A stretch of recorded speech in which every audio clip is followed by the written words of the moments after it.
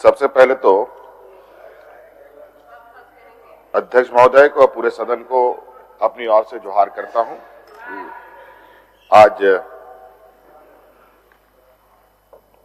राज्यपाल महोदय के अभिभाषण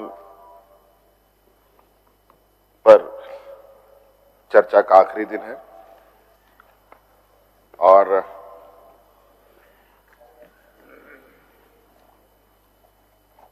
काफी माननीय सदस्यों ने पक्ष की तरफ से विपक्ष की तरफ से हिस्सा भी लिया और आज प्रदीप यादव जी ने भी एक जोहार शब्द का प्रयोग किया था। और अध्यक्ष महोदय, आज राज्य की पहचान, राज्य का एक अलग वजूद बना रहे, इसकी जिम्मेवारी सिर्फ सांसद विधायकों की ही नहीं बल्कि पूरे राज्य के लोगों की होती है। इससे पहले तो कभी हमारे विपक्ष के लोगों ने जोहार कभी कहा नहीं, लेकिन आजकल मैं देखता हूं कि उन लोगों ने अपने पार्टी ऑफिस में परमानेंट जोहार का बोर्ड लगा दिया है।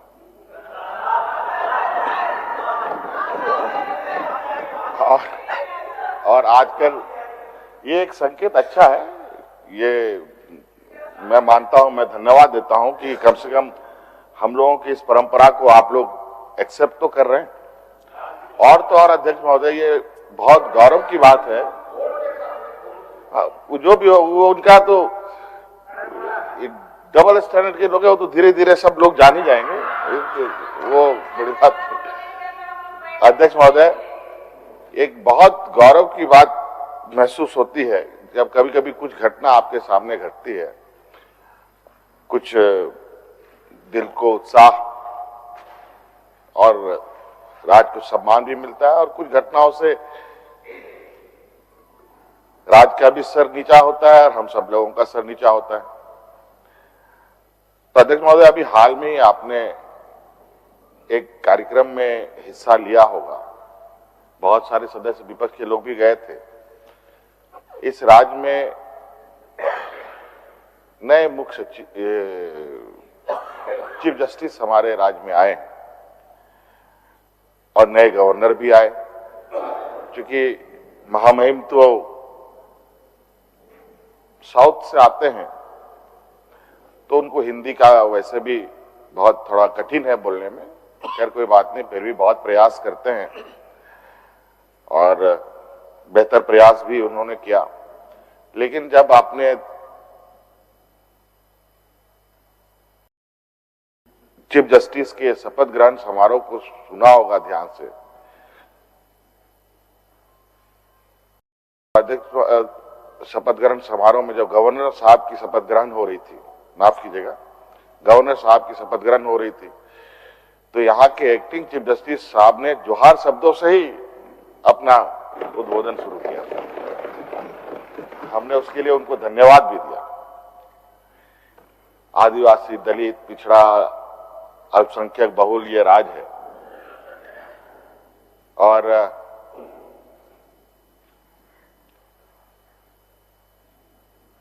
इन वर्गों को आगे बढ़ने का और बड़े बड़े ऊंचे ऊंचे पदों पर पहुंचना तो दूर की बात है अध्यक्ष महोदय, एक न्यूनतम मान सम्मान भी इन वर्गों को नहीं मिल पाता है। और इसी प्रयास के साथ ये सरकार आगे बढ़ रही है कि यहां के जो बहुसंख्यक लोग हैं, जो आदिवासी, दलित, पिछड़ा, अल्पसंख्यक समूह के लोग हैं, इस राज्य के मूलवासी हैं, उन सबको मान सम्मान मिले और हम सब, ये सरकार इस राज्य के 3.25 करोड़ जनता को एक नजरिया से देखती है। जिन लोगों ने सत्ता पक्ष को वोट दिया उनको भी, जिनको ने वोट नहीं दिया उनको भी। और अध्यक्ष महोदय, इसी वजह से आपने देखा होगा कि हमारी सभी योजनाएं कोशिश तो प्रयास होती है कि इन कमजोर वर्ग को थोड़ा सा ज्यादा ताकत हम लोग दें, लेकिन अचानक उन कार्यक्रमों का इस कदर उसकी लोग प्रशंसा करते हैं कि उसकी मांग ज्यादा होने लगती है, तो बाकी समूह को भी उसमें हम लोग शामिल कर लेते हैं। कई ऐसे प्रोग्राम हुए हैं अध्यक्ष महोदय, जो जहां हम लोग आदिवासी दलितों से शुरू करते हैं तो ओबीसी, पिछड़ा वर्ग, अल्पसंख्यक सभी लोगों को शामिल कर लेते हैं। तो अध्यक्ष महोदय, आज हम लोग का ये सदन 27 फरवरी से शुरू हुआ। माननीय राज्यपाल महोदय जी ने जो अभिभाषण पढ़ा अध्यक्ष महोदय, ये अध्यक्ष महोदय ये कोई नई परंपरा नहीं है, नई परिपाटी नहीं है। ये सदियों से चली आ रही एक परिपाटी है और ये लोकतांत्रिक तरीके से सदन की कार्रवाई को आगे बढ़ाया जाता है अध्यक्ष महोदय। और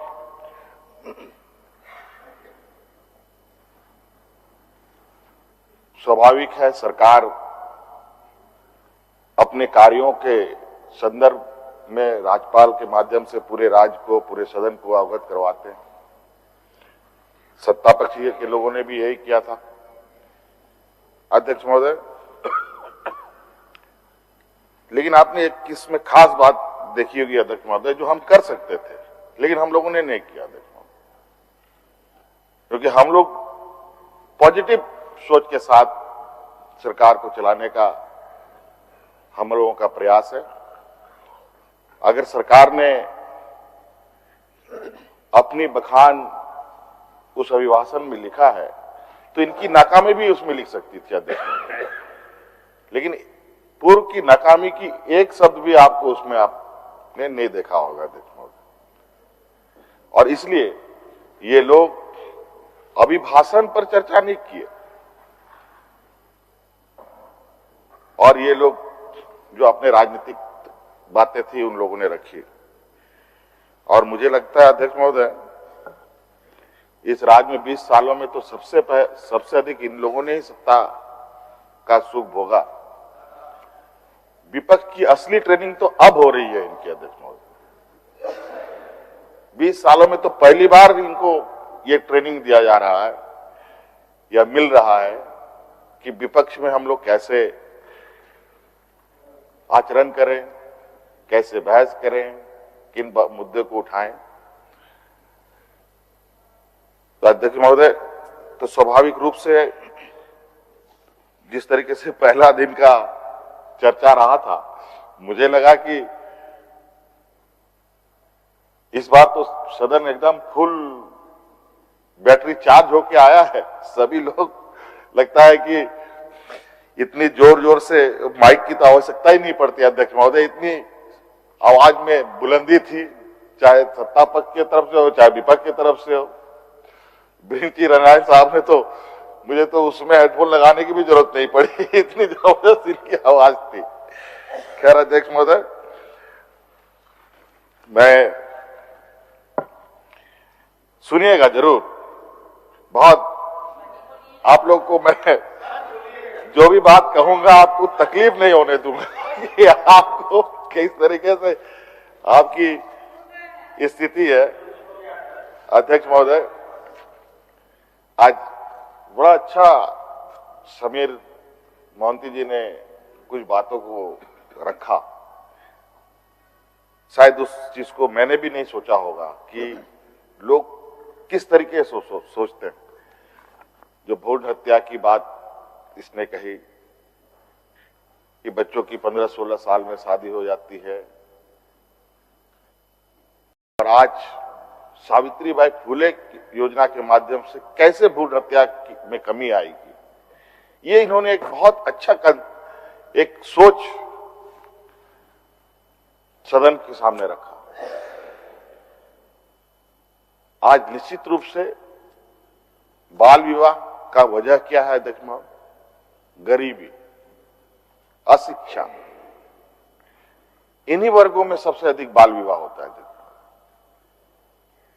जो गरीब है, मजदूर हैं, पैसे का अभाव है, खाने पीने के लिए घर में अनाज नहीं है, वही लोग करते हैं अध्यक्ष महोदय। पढ़ा लिखा और संभ्रांत घर में बाल विवाह नहीं होता है। अगर कोई होता हो तो आप लोग विपक्ष के साथी लोग बता सकते हैं। आज इस योजना के माध्यम से निश्चित रूप से किसी भी बच्ची का स्वाभिमान भी बढ़ेगा और एक बालिक होने तक पढ़ने की भी उसकी इच्छा जगेगी, तो बाल विवाह का भी समस्या खत्म। कितनी दूर तक की ये बात है देखो।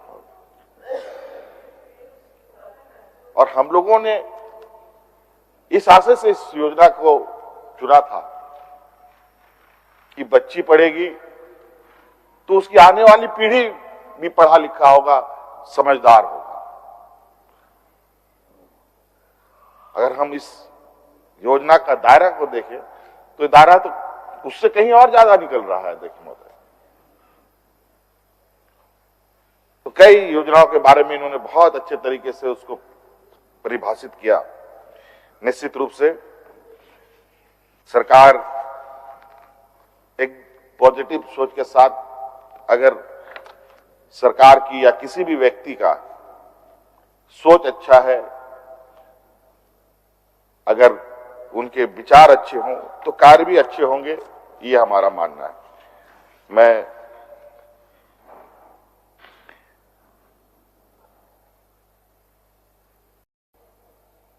अध्यक्ष महोदय, राज बनने के बाद ज्यादातर समय इन लोगों ने चलाया। अब ये वापस कैसे आएंगे और सरकार को जिस तरीके से ये कोस रहे हैं पानी पी पी कर, उनमें कितनी सत्यता है? कभी लॉ एंड ऑर्डर की बात, कभी व्यक्तिगत कटाक्ष के बाद, कर्मचारी बेलगाम घुसखोरी, ये एक दिन में फलने वाला पेड़ नहीं है अध्यक्ष महोदय। इन सब व्यवस्था को ध्वस्त करने की पूरी जिम्मेवारी इनके सर पर जाती है अध्यक्ष महोदय। इसने इन पेड़ों पर पानी भी डाला, खाद भी डाला और उसकी रखवाली भी की है। आज उसी का नतीजा ये राज भोग रहा है। आज फिर भी अध्यक्ष महोदय चीजों को संतुलित करते हुए जो व्यवस्था को इन्होंने कीचड़ में ढकेल रखा था, उसको सिर्फ कीचड़ से बाहर ही निकालना नहीं है, सिर्फ उसको पटरी में ही रखना अभी प्राथमिकता नहीं है, बल्कि उसको साफ सफाई भी करना जरूरी है अध्यक्ष महोदय। तो अभी अध्यक्ष महोदय सरकार तो बनी हमारी 2019 में 3 साल ही हुए, और 3 साल में तो 2 साल कोरोना में हम लोग किस तरीके से उथल पुथल पूरा देश दुनिया में रहा, किसी ने नहीं, किसी को बख्शा नहीं गया, सभी लोग फंसे इसमें। और झारखंड जैसे पिछड़े राज्य में तो और भी बुरा हाल होता है। ऐसे राज्यों के साथ तो ये अब एक अभिशाप की तरह होता है। अध्यक्ष महोदय, मुझे ये समझ में नहीं आता है, माननीय विपक्ष के लोग ऐसे समूह से आते हैं जिनके पास असीम शक्तियां हैं। संयोग से पिछला तो डबल इंजन की सरकार थी अध्यक्ष महोदय। इनके पास धन, बल, बुद्धि, विवेक, हर चीज से परिपूर्ण है। ये वो समुदाय के लोग हैं अध्यक्ष महोदय जो लोग गुजरात को चलाते हैं। ये उन समुदाय के लोग हैं अध्यक्ष महोदय जो आज देश को चलाते हैं। आज ये वो समुदाय के लोग हैं अध्यक्ष महोदय जो महाराष्ट्र को चलाते हैं। आज वो राज्य आगे चला गया अध्यक्ष महोदय, झारखंड पीछे क्यों चला गया अध्यक्ष महोदय? क्यों पीछे चला गया? मैं इनसे पूछना चाहता हूं, आप में कौन सी ऐसी कमी रह गई कि ये राज्य देश का सबसे पिछड़ा राज्य रह गया? क्या आपके ऊपर वालों ने ज्ञान नहीं दिया आप लोगों को कि क्या सिर्फ इस राज्य को चारागाह बनाने के लिए आप लोग को यहां बैठाया गया था?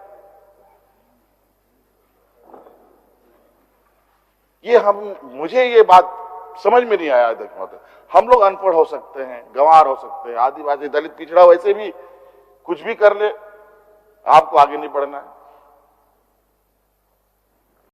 संविधान में तो लिखा है इन आदिवासी दलित पिछड़ों को संरक्षित करने का, लेकिन संरक्षित ये कभी नहीं हुए। आज कहां वकालत में कितने जजेस आदिवासी हैं, कितने वकील आदिवासी हैं, कितने IAS IPS हैं, कितने कहां डिग्री होल्डर, डॉक्टर हैं, क्या है? आज इन समूह के लोग तो सुप्रीम कोर्ट से लेकर के आज चौक चौराहे के बाजार तक में मौजूद है अध्यक्ष महोदय। और कई बड़े समूह को मार्गदर्शन भी करते हैं अध्यक्ष महोदय। फिर ये 20 साल में राज्य क्यों हंस इतना बुरा हुआ? इसके सारे जिम्मेवार इनकी है। इन लोगों ने योजनाबद्ध तरीके से इस राज्य को चारागाह बनाया, इस राज्य को लूटखंड बनाया। अगर आप देखिए,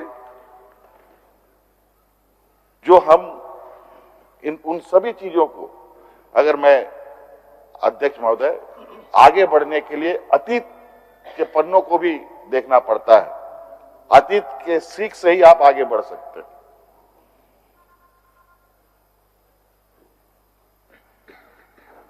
आज हमारे राज्य देश का सबसे पिछड़ा राज्य होने के कारण कई चीजों से, कई मुसीबतों से जूझ रहा है।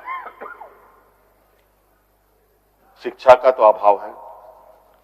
ग्रामीण क्षेत्र हमारा 80% से अधिक लोग ग्रामीण क्षेत्रों में है। और जिस तरीके से देश में नए नए नीति निर्धारक महानुभाव लोग बैठे हैं, आज GST जैसा कानून इन लोगों ने लागू किया, जिससे सबसे बड़ा झटका है इस ऐसे पिछड़े राज्यों को होता है। आज GST बंद होने, आज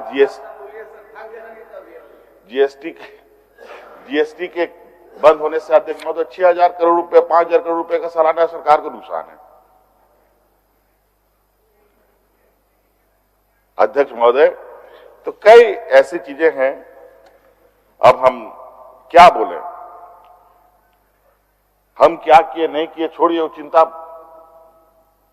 हम लोगों को करना है, राज्य वालों को करना है, झारखंडियों को करना है, मूलवासियों को करना है, आदिवासियों को करना है।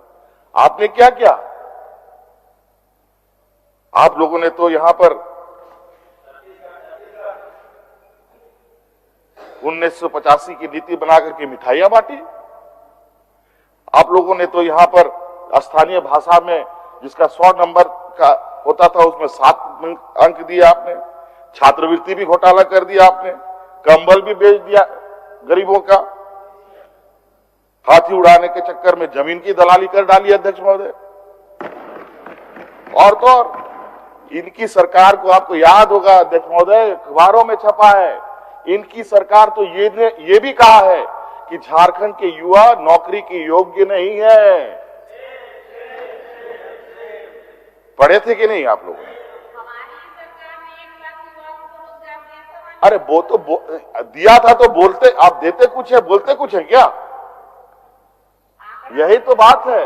आपका बात कौन सी सच है, यही चिंता का बात है। आपने दिया तो आपने ये बोला कैसे? अध्यक्ष महोदय, स्कूलों को बंद कर देते हैं, बेहतर ही अध्यक्ष। देखिएगा देखिएगा, अभी सब दिखेगा, चिंता मत कीजिएगा अध्यक्ष महोदय। और तो और अध्यक्ष महोदय, झारखंडियों की अस्मिता, झारखंडियों की अध्यक्ष महोदय पहचान को समाप्त करने का षड्यंत्र इन लोगों ने किया अध्यक्ष महोदय। CNT SPT को खत्म करने का और जो अध्यक्ष महोदय, ये अध्यक्ष महोदय ये दवा घोटाला करके बैठे अध्यक्ष महोदय, ये देखिए ये दवा घोटाला करके बैठे अध्यक्ष महोदय, और यहाँ घुटनाते गए में आप उस समय नहीं थे अध्यक्ष महोदय। भानु जी समय नहीं थे। लैंड बैंक के नाम पर किस तरीके से जमीन को आप लोगों ने बंदर बांट किया है। प्रदीप जी ने कहा डिजिटल पंचायत के नाम से आप लोगों ने कहां तक बात प्रधानमंत्री से भी झूठ बोलवा दिया। क्या बात करते हैं,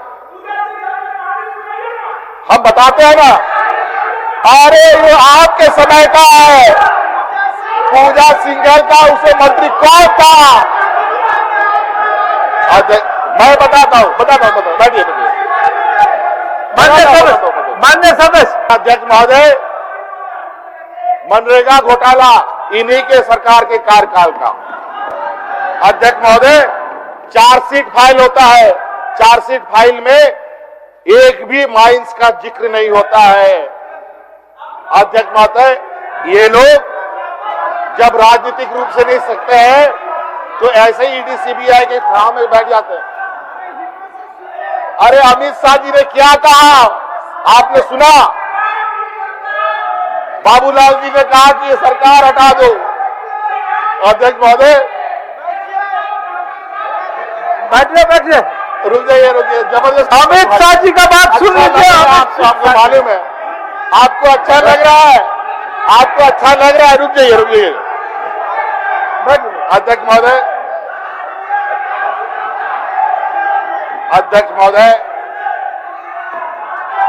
अच्छा लग रहा है आपको। बैठिए भानु जी, आखिर बैठना ही है और कुछ भी हो जाए हम लोगों को साथ बैठना है। 5 साल के लिए जनता चुन के हम लोगों को भेजा है तो ही बैठना है। कहाँ जा रहे हैं आप लोग, बैठिए। कुछ भी हो 5 साल साथ बैठना है हम लोगों को। बैठिए।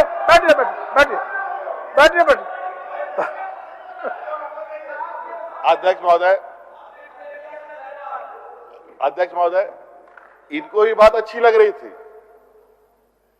लेकिन क्या करें, वो इतने मजबूरी में फंसे पड़े हैं, वो एक ऐसे मकर जाल में जाके फंस गए हैं जहां ये चूं से चा नहीं कर सकते हैं। इसीलिए सुनने का और सच हमेशा कड़वा होता है अध्यक्ष महोदय। और अध्यक्ष महोदय, अब मैं किनको सुनाऊं। हम लोग जो काम कर रहे हो तो हमारे पूरे सत्ता पक्ष के लोग को है। अब यहां पर हमारे एक सदस्य बैठे हैं विपक्ष के, लंबोदर महतो जी, और ये इनका कहना है मैं दल से उधर हूं लेकिन दिल से इधर हूं।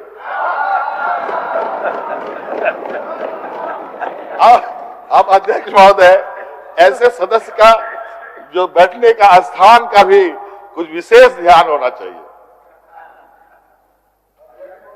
अब इधर कर दे उनको।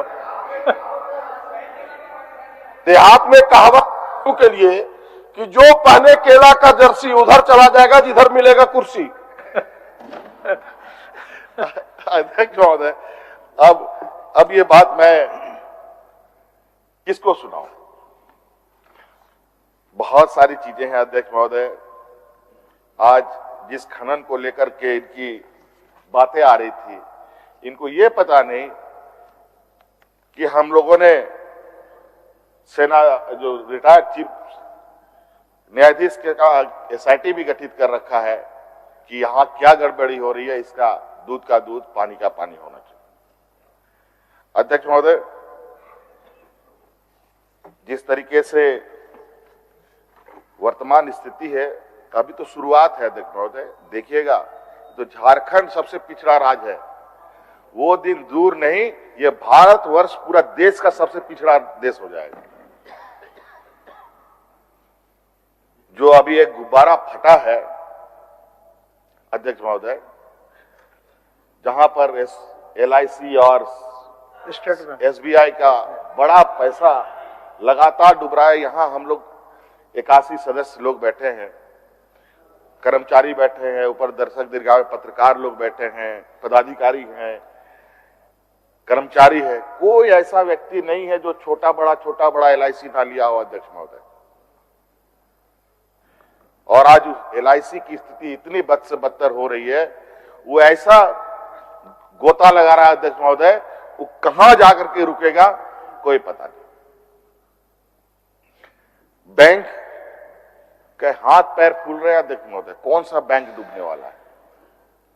और अभी तो भारत सरकार ने कानून भी बना दिया है, अगर बैंक डूब गया या दिवालियापन हो गया तो भले ही आपका 5 लाख रुपया हो, चाहे 5 करोड़ रुपया हो, चाहे 10 करोड़ रुपया हो, तो आपको मुआवजा के रूप में मात्र 1 लाख रुपया मिलेगा। शायद यही है, 1 लाख रुपया मिलेगा। तो अध्यक्ष महोदय बताइए, जो हम लोगों को कहते हैं कि आप बैंक में पैसा मत रखो, पॉलिथीन में रख करके जमीन में गाड़ दो, वो ज्यादा बैंक सुरक्षित है कि जो मौजूदा बैंक सुरक्षित है? आज जिस तरीके से अर्थव्यवस्था चरमरा गई है, देश देश का जहाज जो डूब रहा है, जहां इतना बड़ा पैसे का घोटाला हुआ, वहां ना जांच एजेंसी की कोई आवाज, ना खटखटाहट, ना पूछताछ, और ये चले हैं 54 अठन्नी खोजने के लिए। हम लोगों से इनको मिलेगा क्या अध्यक्ष महोदय?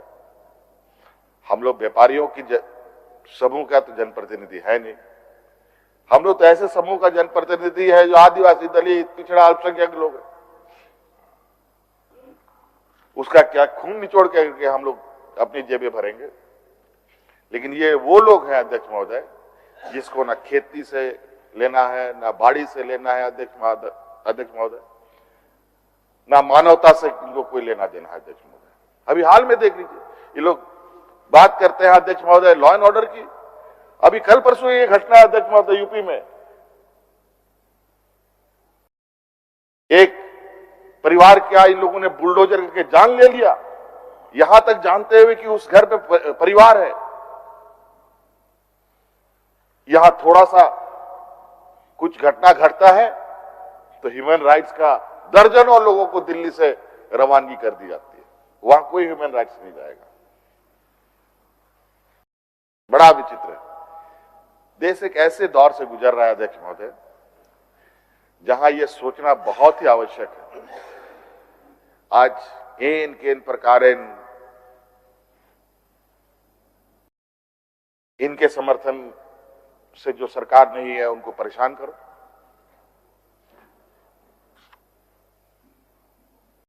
ये लोग शुरू से, जिस दिन से सरकार बनी है तब से तो सरकार गिराने पे लगे हैं। इनके केंद्रीय मंत्री इस बात के लिए खुले मंचों से कहते हैं कि यहां का नेता बोलता है कि सरकार बदल दो।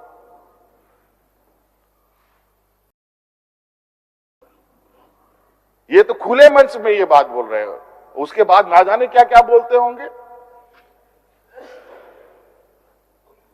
कितना इनके मन में षड्यंत्र का जो पैमाना है अध्यक्ष महोदय, इतना अधिक है जिसका आप अंदाजा नहीं लगा सकते। आज इसीलिए अध्यक्ष महोदय, आज हम लोग 30 साल 40 साल के बाद अध्यक्ष महोदय मैं बूढ़ा पहाड़ गया। यहां इस राज्य में कई ऐसे जगह हैं अध्यक्ष महोदय जहां सरकार की ना नजरें, ना आवाज, ना सरकारी कर्मचारी पहुंचा। आज भी कई जगह है, लेकिन सरकार का निरंतर प्रयास है अध्यक्ष महोदय। आपने देखा सरकार आपके द्वार के माध्यम से पंचायत में हम लोगों ने शिविरें लगाई, पदाधिकारी गए, हमारे माननीय सदस्य तो उनमें उनके हिस्से रहे ही है, बल्कि विपक्ष के कई नेता लोग उन सभी शिविरों में जा करके ग्रामीण के लोगों की समस्याओं का समाधान कर रहे थे, ये खुद जाकर के। लेकिन आज उस बात को उस योजना को ये लोग खराब बोलते हैं। बड़ा विचित्र है अध्यक्ष महोदय, इनका जो लांछन है, जो आरोप है, झूठ का पुलिंदा इन लोग हमारे कामों को बोलते हैं। अध्यक्ष महोदय बताइए, 20 लाख अतिरिक्त राशन कार्ड बनाया हम लोगों ने, बांटा हम लोगों ने, क्या ये झूठ के पुलिंदा था? अध्यक्ष महोदय, छात्रवृत्ति हम लोगों ने 2 गुना 3 गुना कर दिया। अध्यक्ष महोदय, क्या ये झूठ का पुलिंदा है? आज हमारे बच्चे विदेश में पढ़ रहे हैं। अध्यक्ष महोदय, क्या ये झूठ का पुलिंदा है?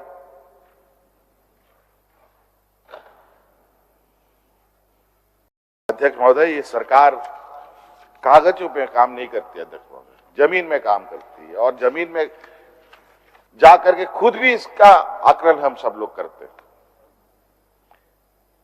इसीलिए अध्यक्ष महोदय, हम लोग, हमारी ये सरकार जो कहती है अध्यक्ष महोदय, वो काम करती है अध्यक्ष महोदय। और इस आशा विश्वास के साथ कि आज अब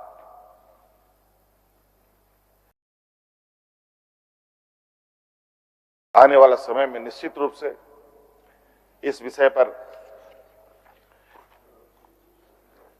और भी बातें कही जा सकती है, लेकिन मैं चाहता हूं कि आज बहुत ज्यादा सदन का समय ना लेते हुए बाकी चीजें हैं, मैं तो तैयारी करके लाया था, इसको पढ़ा हुआ समझा जाए।